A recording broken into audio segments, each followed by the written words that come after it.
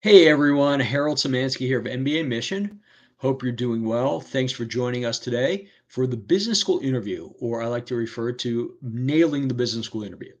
And we're going to take some time today to go through what best practices are in terms of an interview, some tips about how you guys can be most effective, and also an opportunity to answer some of your questions. As many of you may know, now is really interview season. Depending on where you applied, depending on when you applied, interviews are started to roll in. Hopefully, many of you have them. And really, it's an opportunity for us to go through some things you want to think about as you start this long, what seems like a very difficult, but I'm here to convince you not such a difficult process. Great. And my name is Harold Simansky. I'm a consultant at MBA Mission. And like I said, at the end, I'll be able to answer some questions, but just up front, very quickly, a commercial. At MBA Mission, you are always free to reach out to me. You can find my name on our website, mbaMission.com. Harold Simansky, it's Harold at mbaMission.com. Also, what MBA Mission offers is beyond our usual services, we also offer a 30-minute free consultation where you can talk to either me or one of the other consultants for 30 minutes, some Q&A, just helping you think through maybe some of the choices you're going to make, or really it's just an opportunity for us to answer your questions. So with that in mind, let's start off with the business school interview. We're going to talk really about a foundation, meaning what does it all mean? What kind of interviews there are? How can you best prepare? And I'll get back to that. But when you think about preparing, I say to people, think about really being as natural as possible, about really being able to, in a very casual, just explain who you are, get ready for an interesting conversations. Then we'll go over what questions they'll ask. And finally, we'll talk a little bit more about MBA Mission and answer some of your questions. So a foundation. Okay, very quickly here. Generally speaking, for most schools, the vast majority of schools, these are really not high stress situations. In actual fact, interviews are supposed to be friendly, they're supposed to be casual, and it's really an opportunity for the person across the table for you, the proverbial table, just to get to know you a little better, understand who you are, what makes you tick. From the interviewer's perspective, they're really looking to build rapport with you, to see what you were, how you interact as a person, how you'll be as a teammate, how you'll be as a community member. Most importantly, and hopefully this puts you at ease, is interviews are not make or break. It's not like you've already passed all the other hurdles and this is the last one to jump over and then you gain acceptance. Clearly, it is better to do better on an interview than worse. But generally speaking, almost exclusively, interviews are probably worth anywhere from 10 to 25% of the final decision. It is not 100%. It is not 50%. Some schools may be a little bit more than 25%, but really that's all we're talking about here. In order to put some quantitative figures around something that need not be exactly quantitative.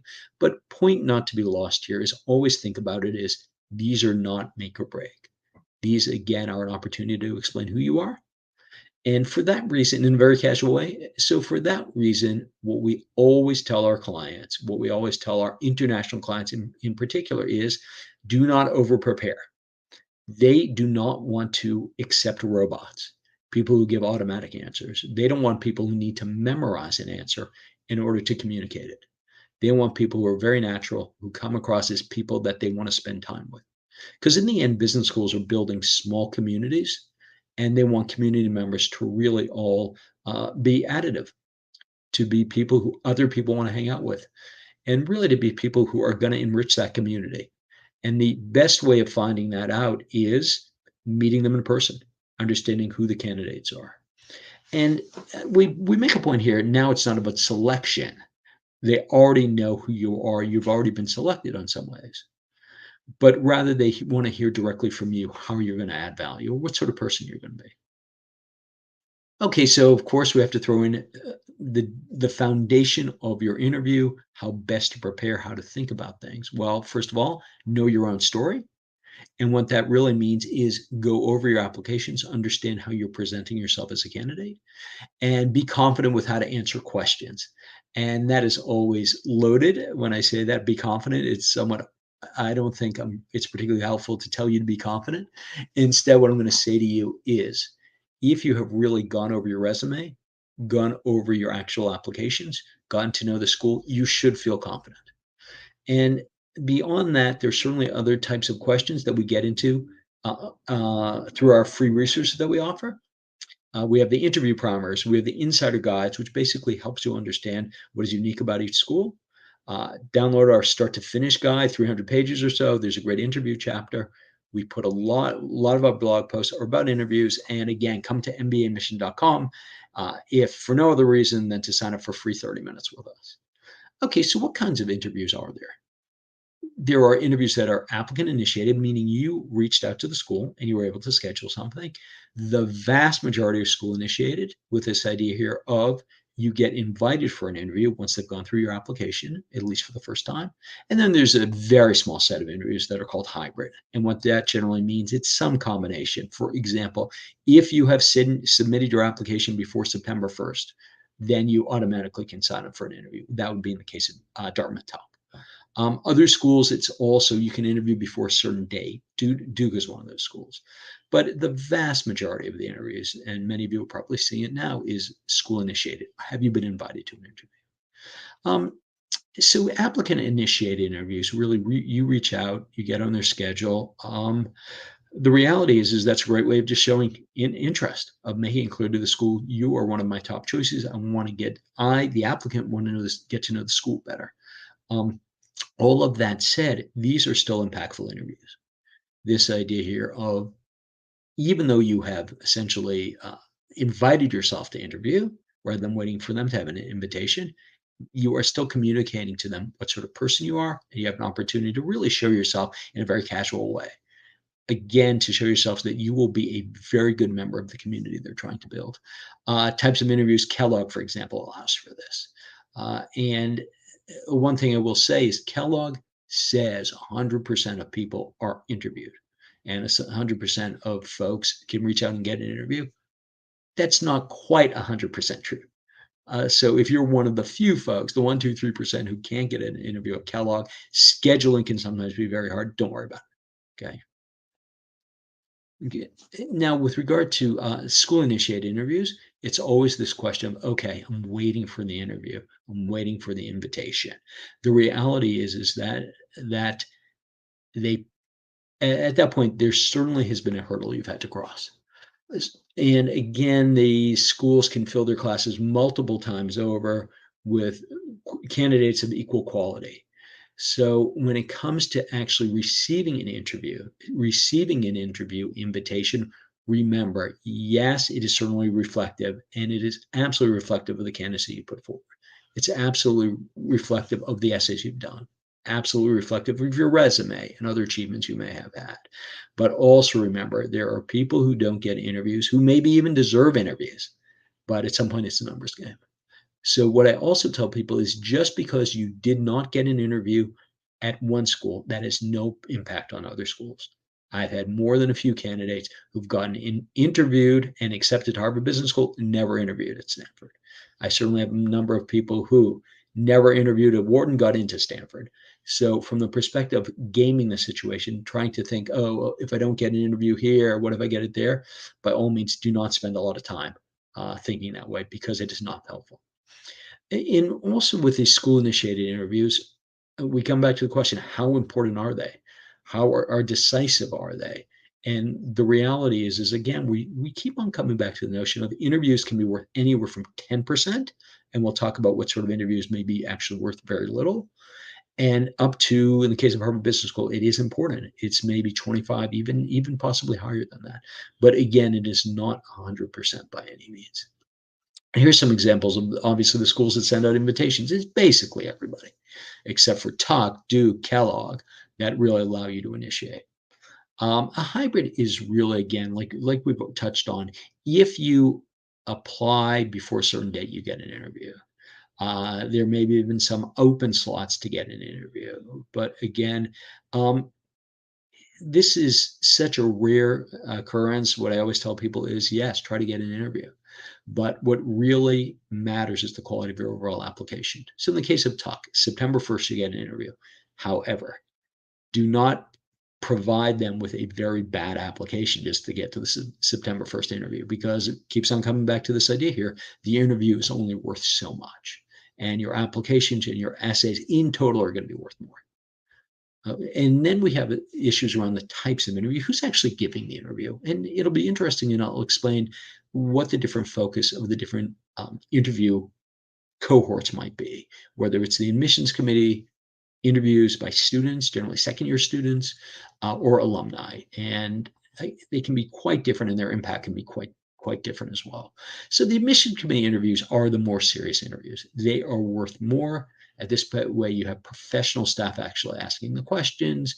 These are, and we'll get more into it, generally, almost exclusively, actually, the professional staff, the admissions committee, has likely read your application already. That is certainly the case with HBS, NYU, and MIT. The questions are going to be, in many ways, a little bit more comprehensive. This idea here, they're going to already know a lot about you before they start talking with you. And the reality is that these, in many ways, can feel like the most personal interviews. This idea of you're really talking to somebody, they know who you are, and they want to get to know you even better. And these are, again, probably the types of interviews that count the most. And really, interviews that count less in terms of impact are student interviews.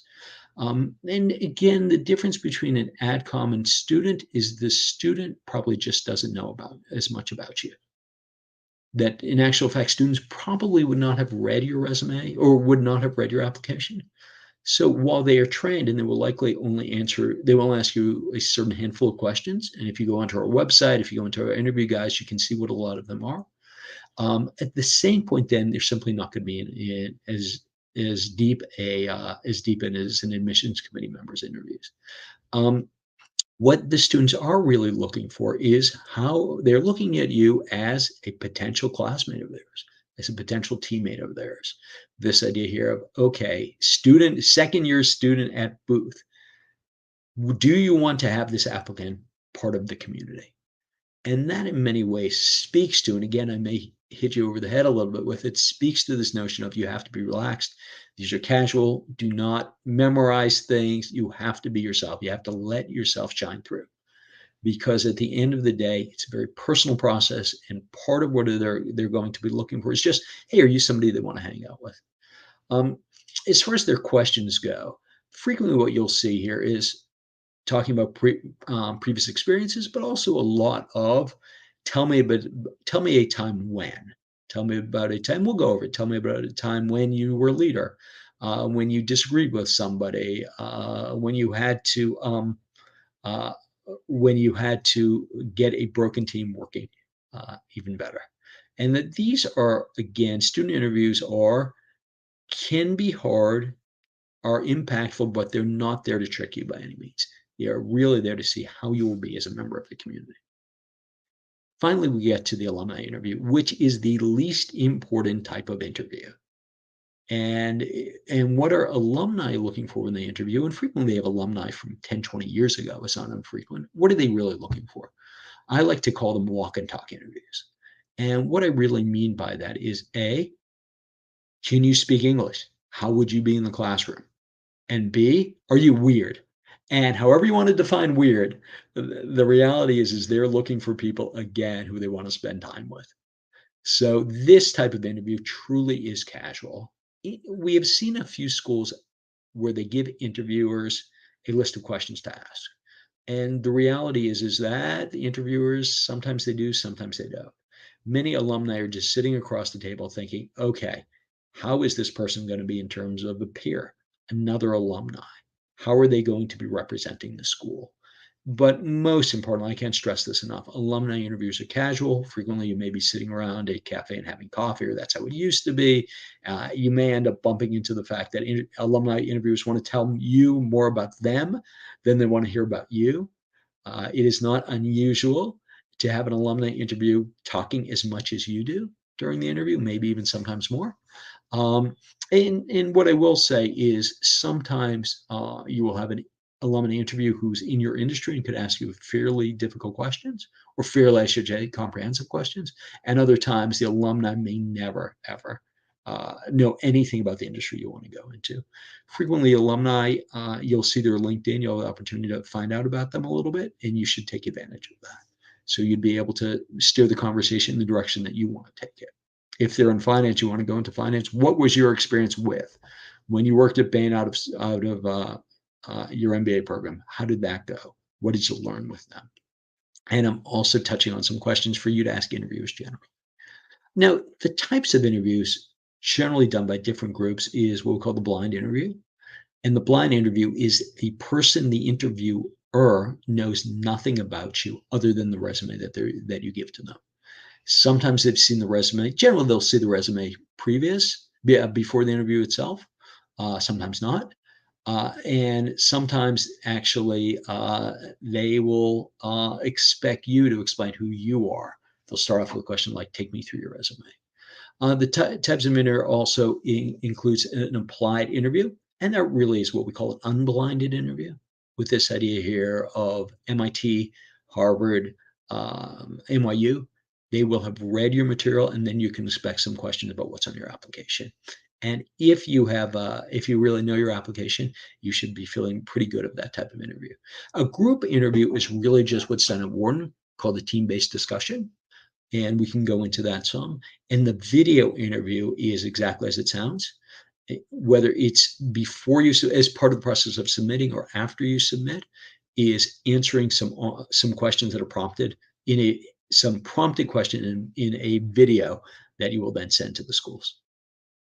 Okay, blind, they don't know you at all other than what's on your resume. You will see some open-ended questions here. What type of leadership role did you take on a team? Again, tell me about a time when a team was broken, when you had to give feedback, when you received criticism you disagreed with.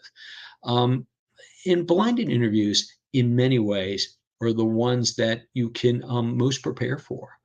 This notion here of, okay, there's only going to be a certain number of questions that will ask me. Take me through your resume. Why an MBA? Why now? Why at that particular school? A time when? And there are listed these questions, our material and other material. But certainly it's something to work on. But again, a blind interview, they don't know a lot about you. They just want to see how you are as a person. Whether it's Columbia, Chicago, Booth, I would say probably 3/4 of schools use blind interviews. Okay, and then here's some questions here. What are your goals right after school? Why do you want to go to our school? What non-academic resources of interest to you? What would your coworkers say about you? And again, these are questions that are open-ended. Uh, they really require you some knowledge of the school. They really require that you have knowledge of who you are. And it really requires you to have in your pocket a few different examples that, again, it's these sort of tell me a time when, general around leadership, general around team, general about places you can improve. And we'll get to that a little bit, but when it comes to these open-ended questions, you want to have probably your wallet full of 3, 4, or 5 different experiences that you can share with them across these different dimensions, as well as experiences that you can use in a couple of different ways. So the time that your team was falling apart and you had to step up and actually play a bigger role, that certainly can answer the leadership question. That can certainly answer the team question. It can certainly answer an obstacle question. The last question that we have in many different types of interviews, do you have any questions for me? And we'll talk a little bit about that. Okay. Types of interviews applied. Applied interviews are unblinded. They know a lot about you at that point. They're going to really dig into your resume. They're going to really dig into your application. What did you say there? And this is the point when you really want to go over your application, know it backwards and forwards. It is not unusual that they're going to really drill down on one small piece of your resume or one thing you said in the application and push you to answer it.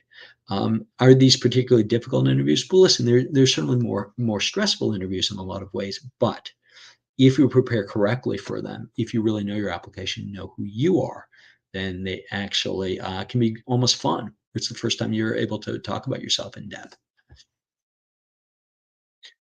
And here's some type of the interviews questions. What motivates you? What do you like to do for fun? How would you explain your current position to a 10-year-old? You move from Goldman to Google. How do you adjust to such different cultures? So again, we're seeing they're going to look deeply at who you are. They're going to maybe ask some probing questions. And invariably, they always end up with a question of, what else would you like us to know? And what questions you have for me? And we'll talk a little bit more about those. Okay, there's finally the group interview. It's very rare. The only school that's doing it right now is Wharton. What it really is, putting you, 6 of you fellow applicants, into a room or a virtual room now. They provide you with a business case before the interview. You're all expected to prepare 1 minute in terms of where you start addressing some of the issues in the business case. And then you work together to they work together while you're being observed the whole time by 2 people. They want to see how you are as teammates. And then finally, after working together for about 20 minutes to figure out the case, then you all work together to create a presentation that you then give to the people who are watching you. Frequently afterwards, there's about 10 minutes of where you meet individually with each members of the team. Excuse me, with each of the people who are watching the Wharton students.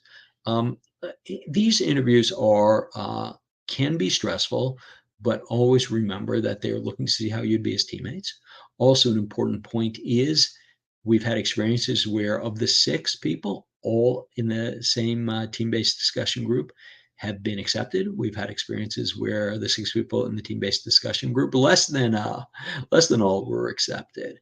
So I want to make it clear that when you go into team-based discussion, that you should really be working to make sure everyone succeeds. And the reason I say that is because that, in many ways, is the best judge of how you'll be as a teammate. If you help those around you to be better. Team-based discussion. Honestly, we can go through these, but these are last year's questions, and this year you will have a different case. And you can see the example right here. I'll let you take a minute to look at it, but again, when it comes to a school like Wharton, it's far less about who you are, and it's far more about how you work with others. And it is also a type of interview that's very hard to prepare for. You will prepare for the business case, you'll prepare the business case, but how you act in the business case, how you actually act in that virtual room, I just tell people to try to be relaxed, listen intently, don't dominate the conversation, and also by no means should you feel like you have to have your solution to the business case the one that everyone follows. So really, it's get into the room, be a great teammate, and that's really what you need to do. And probably most of you are doing that right now in your current jobs. So again, should not be as intimidating. I shouldn't say that. Wharton team-based discussions, they feel very intimidating, but the reality is, once people get in the room, it becomes very natural. And just a commercial here again, what we're looking for, what admissions committee members are looking for, is someone who is simply going to be a good teammate. They're not looking for robots. They're not looking for people who really need to memorize answers. They're looking for people who will be great teammates, members of the community, and can really only show this if you are relaxed, if you're engaging, and if, more likely than not, you're letting your personality shine through. Okay, as far as video interviews go, there are some mandatory video interviews that are part of the application process. Sometimes early in the process, sometimes at the end of the process. Booth, for example, you'll have an interview in the next couple of weeks, and your Booth video interview isn't due until end of October, I think. And other schools like Yale, you will submit your application immediately. You'll be asked the video interview questions. And they, again, can be a little bit stressful. So like when we started this presentation, you'll see a clock ticking down. It will ask you a question. You will then have another period of time, 20, 45 seconds, to prepare your answer, generally in your head. And then you'll have given 30 to 60 seconds to actually give your answer. There are generally no wrong answers here. At the same point, they're going to certainly ask, in the case of Yale, they have a great question about provide a quote. And then I think that's it for the video interview. I think so. For some of the schools, you can see the actual questions on our website. For other schools, it's a little bit less clear. Sometimes for other schools, there are these open-ended questions. Tell me about a time when. But again, what's most important here is seeming natural.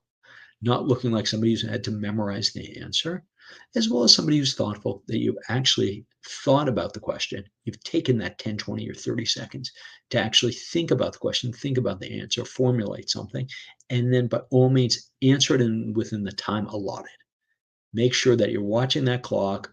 If it's a minute, if you have a minute to answer the question, at second number 50, 50 seconds in, you better start landing that plane. It is not fatal if you go over the time allowed. Frequently, there's just a cutoff point, but it certainly is not beneficial when all said and done. Okay, so here we have some pre-recorded videos. Yeah, what has motivated you to pursue an MBA at this time? Describe a professional situation that was vague and unstructured. What did you do and how did you handle it? And again, these are questions that are, there's no right answer. It really is very dependent on who you are. From the admissions committee members, they're going to be obviously looking at these videos, but probably looking for things that you need not think are necessarily the things you want to display. And again, for an admissions committee member, they first of all want to make sure that you speak English. They want to make sure, again, you're not somebody who others can't relate to. They want to make sure that you are somebody who can, first of all, speak articulately on a subject, as well as this idea, come across as somebody who, again, doesn't need to memorize things, that can actually have a conversation, be asked a question as they would be in class, and then produce an answer that is something that other people will shake their heads about. Or shake their heads in a positive way. And with Kellogg, it's a little bit more general than that. But an INSEAD, again, something a little bit even more different than that. And we have on our blog post, we have a couple different blogs that talk about the video interviews. So how can you prepare? And I love this one. Enter the mindset of the interviewer. Are you likable? I hope so. I'm not sure if it's necessarily anything they can do a lot. I think in many ways this question is, are you likable, but are you natural? Just answer this question in the way that you would by answering the question of a friend. Are you who you say you are on paper? And that's honestly this notion of, okay, they're sort of looking at you and thinking about the person that you've put in your application. Do things seem to resonate? Do they seem to align with each other? And final question is, are you excited about the program? And that's something you do really have to know. You always have to think about, the question isn't why go to business school. The question is always, why go to their business school?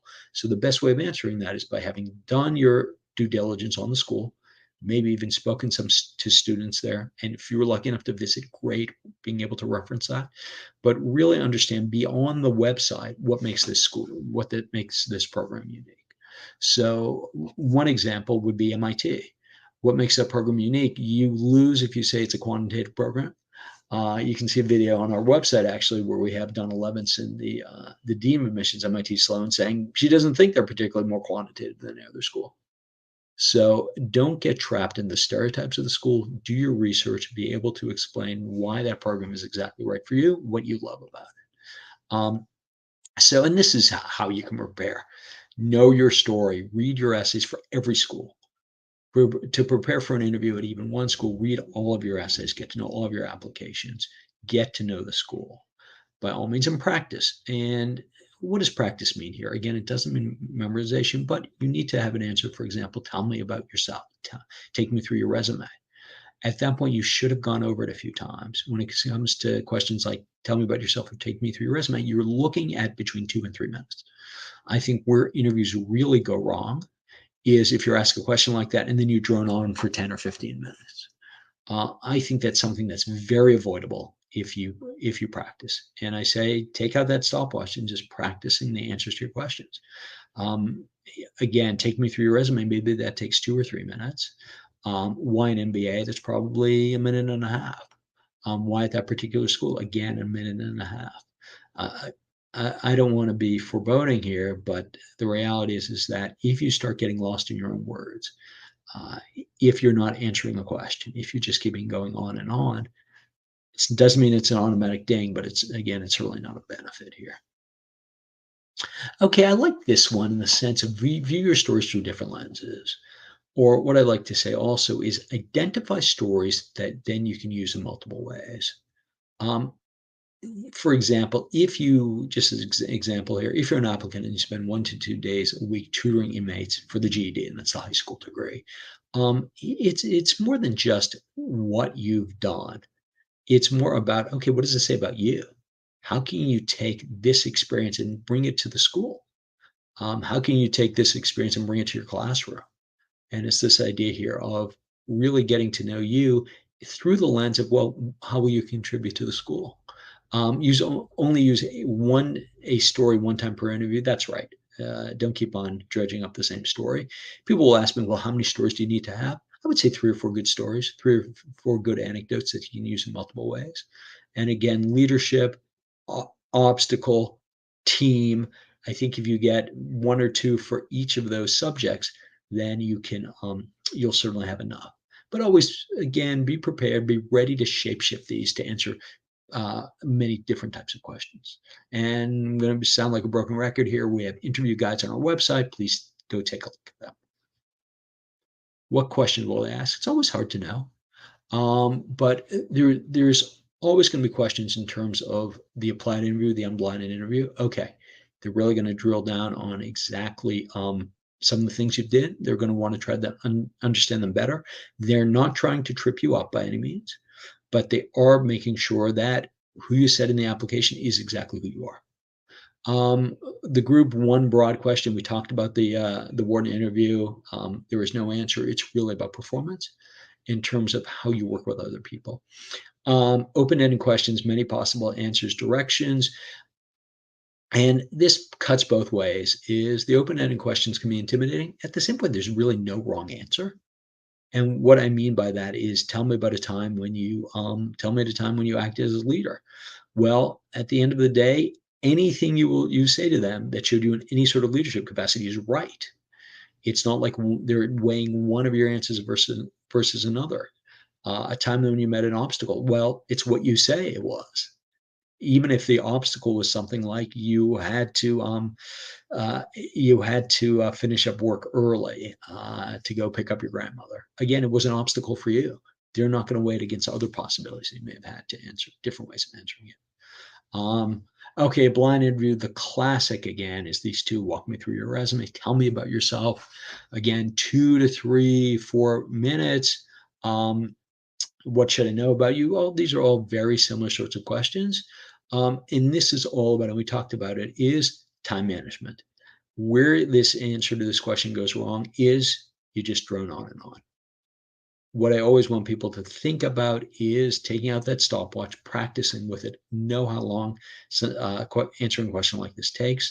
Also, take a minute to think about formulating the questions based on formulating your answer with slight nuances based on how they exactly ask this question. Walk me through your resume. I tell people is professionally focused. Generally, I have people go through it backwards. I'm now currently working at company X. Before that, I was at company Y where I did ABC. I got my undergraduate degree at University DEF, where I participated in these things. Again, somewhat more professional, but again, walking it backwards. And the reason I tell people to walk it backwards is you don't want to go down the road of you start telling them about yourself. In fact, that's in the question. Tell me about yourself. You don't want to get stuck on a very early experience, and after 5 minutes, you still haven't gotten to present day. Tell me about yourself is again a little bit different, a little bit more casual, and then I say it is chronological. Tell me about yourself. Well, I was born in. I grew up here. I went to university there. While at university, I did X, Y, or Z. My first job, my second job. So I think that can be very effective. What should I know about you? Listen, I think what should I know about you? In many ways, it depends on where in the interview it comes. And if it's right up front, what should I know about you? That's tell me about yourself. If it's later on, it's what else should I know about you? And again, for all of these, it's just a question of knowing yourself, maybe doing a little bit of practicing, and really understanding what the admissions committee member or the interviewer is looking for. And what they are looking for is someone who's natural, who can answer these questions without feeling like they've memorized a script.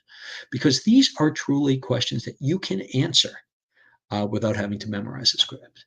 These are questions that actually you should be casual. You should expect interruptions. By all means, practice it, but don't over practice it. What does over practicing mean in real terms? Practice it 3 times, 4 times, 5 times. Sure. Practice it 10, 15, 20 times. I'm not so sure at that point. Again, you want to keep your personality in all of this. Um, Walk me through your resume, touched on this. Outside of work, at work, I do X, Y, or Z. Outside of work, I do D, E, F. And like I said, I like to see it walking it backwards. Here's what I do now. Here's what I did previously. Okay. In many ways, one of the most important questions that you have to answer, and we touched on it, is why our school? And why our school is not why business school. It's why their particular school. Excuse me just for 1 second. It's why their particular school. And that is more than what you see on the website, which truly is a time when it's beneficial to have maybe spoken to somebody, have visited the schools. And if you've spoken to somebody, I don't have any hesitation in terms of dropping their name. Why our school? Well, after talking to Bob Smith, he got me excited about the Search Fund Conference. Bob and I also spoke about the Search Fund Club. That again shows that extra bit of effort. I think where people go wrong with why our school is it's clear they haven't done much research and that they give some very superficial answers that can be given it with regard to every school. So do your research for this one. What other schools are you applying to? This always is one of those questions that I'm not sure why they're still asking it. It's certainly a question that can be gamed in the sense of, okay, here's what I'm going to tell you. What other schools are you applying to? Well, I'm going to apply to a peer school, a school that I would not necessarily go to if I got accepted. So, for example, you're applying to Columbia and NYU. And the reality is if you're applying to Columbia, you certainly tell them that you're applying to NYU. If you're applying to NYU, well, you maybe don't tell them that you're applying to Columbia. Maybe instead you tell them that you're applying to Emory, with this idea here of, okay, in sort of a horse race, you want to make it clear that the school that you are then interviewing at that moment is a school that you would go to if you're accepted to all of your schools. And so does that mean withholding some schools? I think it does. And when it comes to a peer school, there's always a question too of the follow-up question: why are you applying to NYU, or why are you applying to Emory instead of our school? And have some logic to it. When you choose these different schools, make sure that they are peer schools. Make sure also that if you told them that you're going to want to study marketing, make sure that the school that you're also talking about, that you're comparing it to, is also a marketing school. And it's always pivot. And what pivot really means here, this is also an opportunity to answer the question: what other schools are you applying to? Or why are you applying to our school? And without repeating yourself, you really want to hammer home the point that this is my number one school for the following reasons, A, B, C. And again, it's something that you're only going to know, really get your hand on if you do some research. But don't over research. Or you can do plenty of research, but do not over prepare for it. Again, they are not looking to find somebody who can follow a script. They're looking to find somebody who is passionate about the school and can be a great member of the community, someone that they want to spend time with. What are your goals? Okay. And again, for what are your goals, I generally tell people to go right back to the application that they wrote. And almost exclusively, you can actually just in some ways copy and paste what you put in the application. You can then talk about in your interview. With regard to unblinded interviews, frequently it's not just what are your goals, but a lot more why and a lot more drill down on it. So the best way of preparing for what are your goals is go over every application you've done. Really see what you've said, see the logic behind it, and be ready to share that. And for most people, you're going to be very passionate about it. It's going to be something that you know. Let that passion flow through here. There's always a blind interview question. Is not always, but again, it's this question of leadership, obstacle, team. Those are the type of questions you'll be asking. Those are the things that you really want to be able to really reach to during the interview, as well as reach to and be able to shapeshift as the interview proceeds, as well as your need to answer different types of questions with nuanced questions. Okay.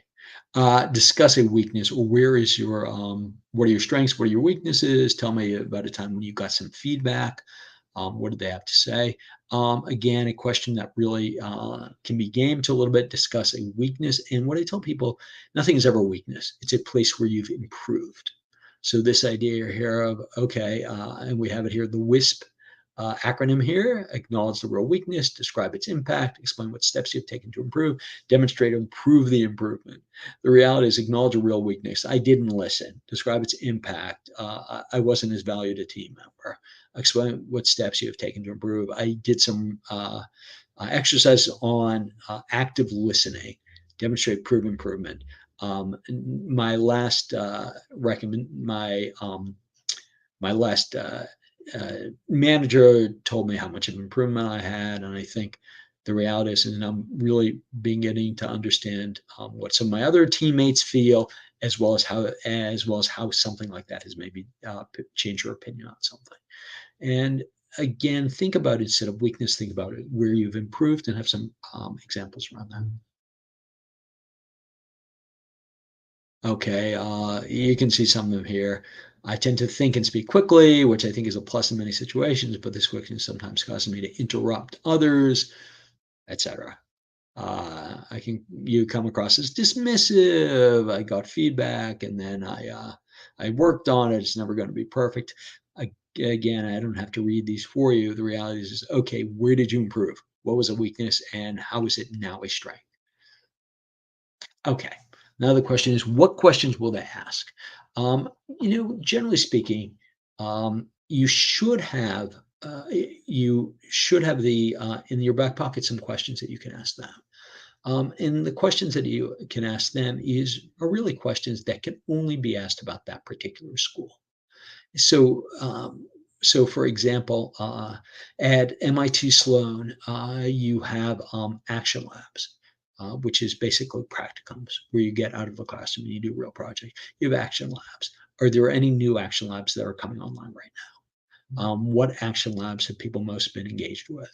At other schools like Chicago Booth, you can ask in terms of, I understand there's summer startup where I can join a startup before I even start school. And again, you don't have to necessarily use these questions, but at the same point, you want to be able to ask questions that can only be asked at that school. I always tell people, ask real questions, the things that you're really interested in, the things that you're concerned about. This notion here of, okay, I want to go and do turnaround management. Do you know anyone who's done that? Could I speak to anybody? Do you, as part of the finance club or general manager club, is that a piece of it? Ask real questions. And then again, that comes back to this notion of really getting to know the schools. Okay, what questions will I ask you? Technical questions. These are very rare. Tell me about the two perspectives on economic policy in Namibia. Explain the theory of relativity. HBS has this question that it used to use, a little bit less now, is teach me something. Um, these sorts of questions, they're pretty rare. It's hard to really prepare for them. They may be built off what you put in your resume, so by all means, really know your resume. Explain the theory of relativity. That would only be asked of a physics PhD. What if you get stumped? First of all, what I tell people is always take a pause. What you feel like maybe an endless amount of time may only be 5 or 10 seconds. Take a pause, and honestly, take a sip of water, take a pause, and just think to yourself, okay, uh, not just the right answer, but maybe just share an experience that you had that is relative.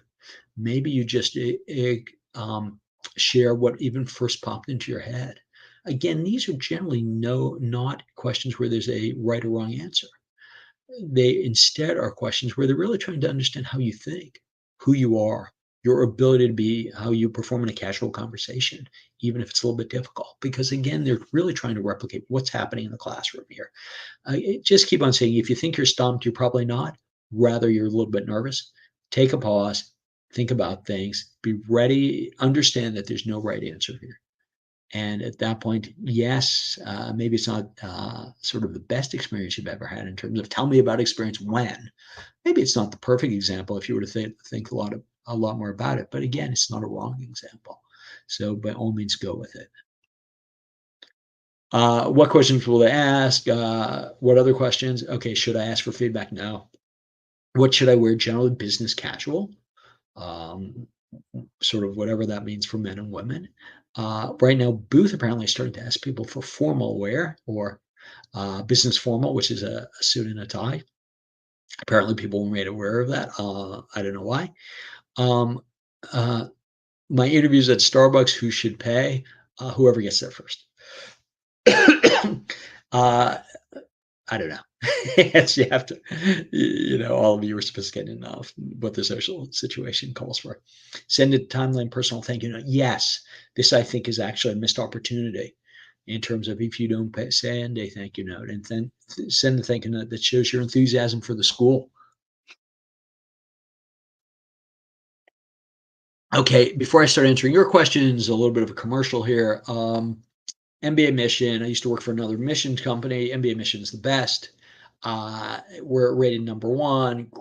Obviously, not obviously, all of our consultants are full time.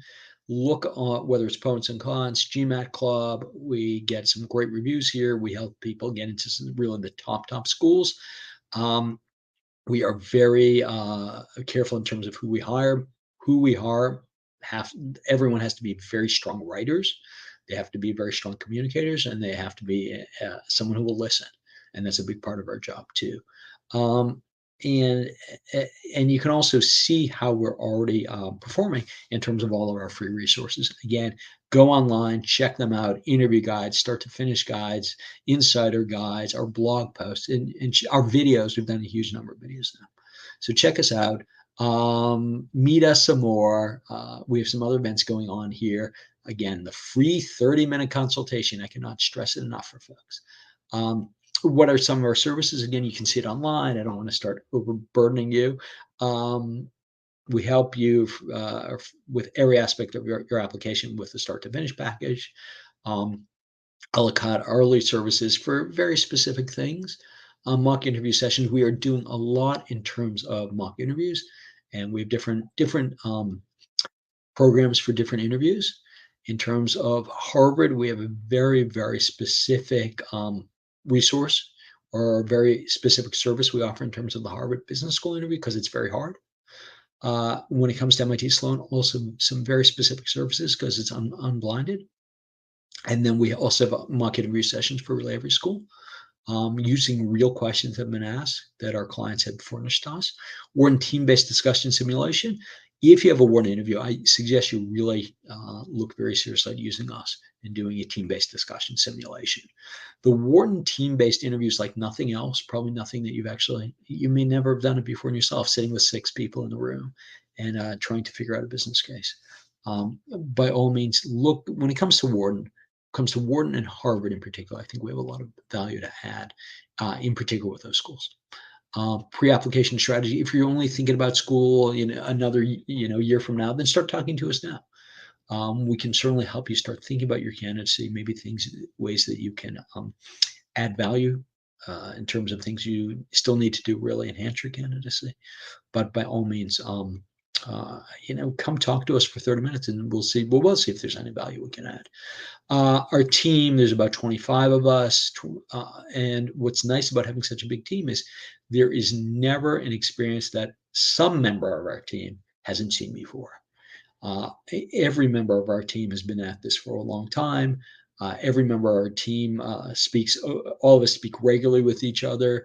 If we have really idiosyncratic problems to any particular client, somebody's probably seen it before, and all of us are very good at our jobs. And we are all very supportive, not only of our clients, about each other as well. It's great working with a group of colleagues who are, the 20 or 25 of us, we just have years and years of experience. And I think that really pays off by going to a bigger firm and a firm which just has sort of a great culture and great connection between every member of the team. You can see some of the folks here. There's a lot more online. So by all means, check it out, including obviously me. And let me just give you some of our contact information. Again, my name is Harold Simansky, harold@mbaMission.com. Or you can always shoot off info@mbaMission.com and they can put you in touch with me or any member of our team. Take that free consultation, 30 minutes, and 30 minutes, and we just really listen to you.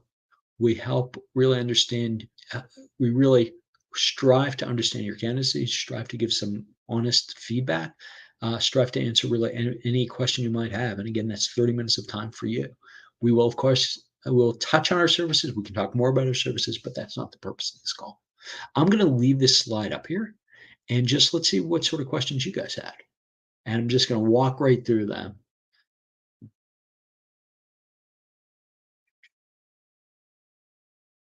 Okay, it seems like.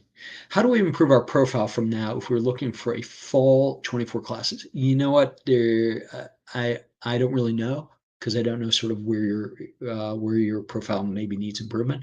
Again, take advantage of our 30 minutes. We can look at your profile. We'll start off with your resume and look a little bit more deeply at that. I do like to apply for the Masters of Economics. Is this GMAT also works? I'm interested for solving GMAT. Past paper calculations. I'm not quite sure of your question, but if it's a GMAT related question, go talk to the folks at Manhattan Prep. That's who we work with, and they're terrific. And again, they'll speak with you for some period of time to maybe help you think through something. HBS interview, was there a common theme between people who got it versus did not from your experience? HBS interviews, listen, it's a very competitive school. When all said and done, and sometimes you may just fall through the cracks when all said and done. Again, don't know your I don't know your own profile, but at the same point, it's a very big class, so they take all sorts of different people. There's no one, and they'll be the first to tell you this. There's no one HBS candidate. There's no one particular HBS profile.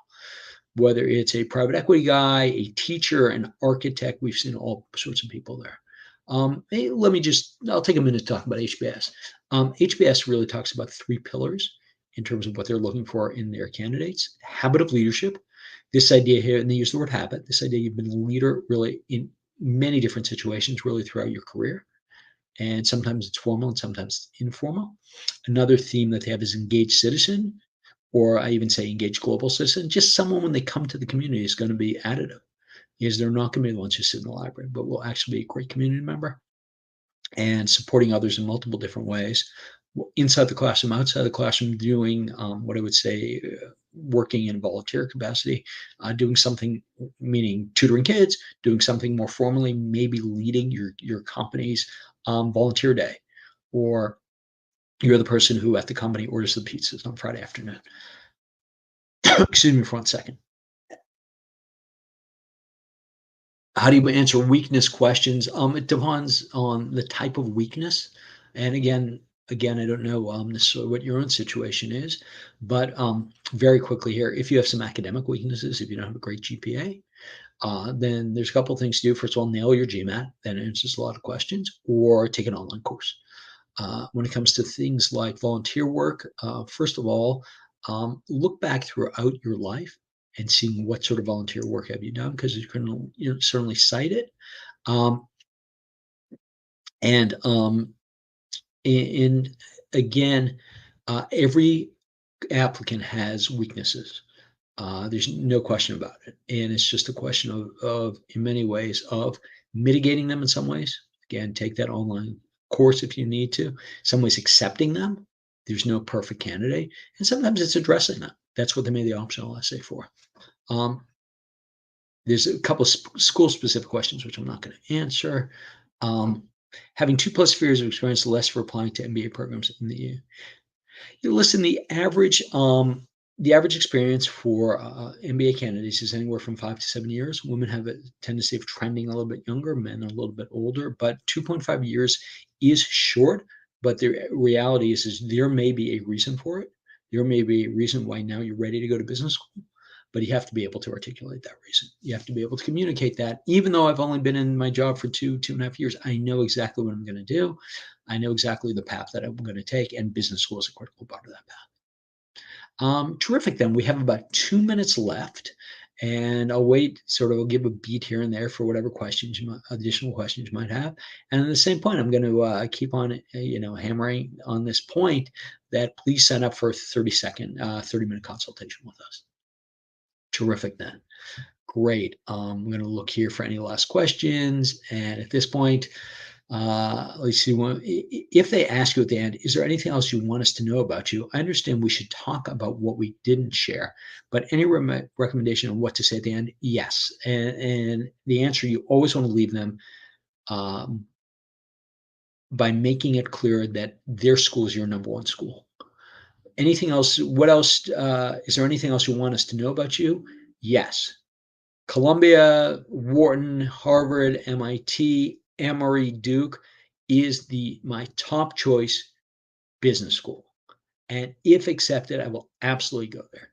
And again, you may change your mind as far as whether or not you'd absolutely go there a minute after you walk out of that room.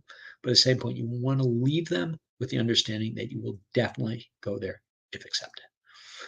Terrific then. Well, I hope you found this valuable. And at this point, what I would say is if you have further questions, by all means, set up for a time for a consultation, and would love to get to know you a little bit better and understand what your own unique needs are. In any case, this is Harold Simansky of MBA Mission. I hope you found this valuable. And again, you can always find us at mbaMission.com. Good luck, everybody, in what is absolutely a very exciting process. Bye now.